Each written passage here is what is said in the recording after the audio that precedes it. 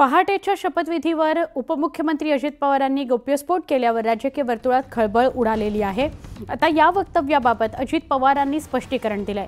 अदानींसोबत कोणतीही बैठक झाली नाही असं अजित पवारांनी म्हटलंय। राष्ट्रवादी आणि भाजपचं सरकार राज्यात आणण्यासाठी दिल्लीत 5 बैठका झाल्या।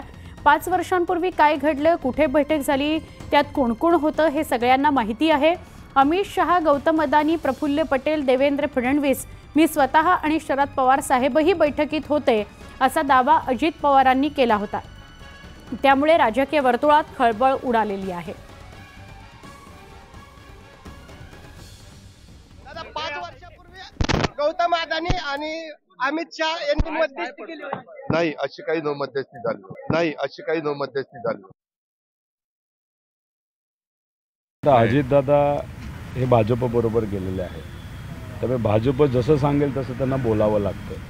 ह्याच्यामध्ये अजून स्पष्टता आणायची असेल तर मी मीडियाला सुद्धा विनंती करेल, राज्य सरकारला सुद्धा विनंती करेल आणि केंद्र सरकारला सुद्धा की अडाणी साहेबांना डायरेक्ट विचारा की खरं काय घडलं होतं। मग आपलं दूध का दूध आणि पाणी का पाणी होईल।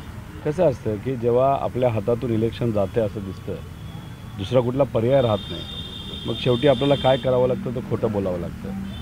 मग केविलवाला प्रयत्न असावा खोटं बोलून कसं तरी आपले उमेदवार तिथे निवडून यावेत आणि तो प्रयत्न अजितदादा करताना आपल्याला सगळ्यांना बघायला मिळतो। वरळी मतदारसंघात आदित्य ठाकरेंनी प्रचार रॅली काढली। विधानसभेत वरळीतल्या मतदारांना आमिष दाखवण्याचा प्रकार सुरू असल्याचा आरोप आदित्य ठाकरेंनी केला। प्रतिस्पर्ध्यांकडून अशा प्रकारे वस्तूंचं वाटप केले जात असताना त्याकडे निवडणूक आयोग डोळेझाक करत असल्याचा आरोपही त्यांनी केला। विरोधकांच्या बॅगा तपासणारे आयोगाचे अधिकारी सत्ताधाऱ्यांकडे का डोळेझाक करतायत असा सवाल त्यांनी केला। ठाकरे आज प्रचार करत आहेत, जिजामाता नगर इथं आले, त्यांच्याकडून आपण जाणून घेऊया।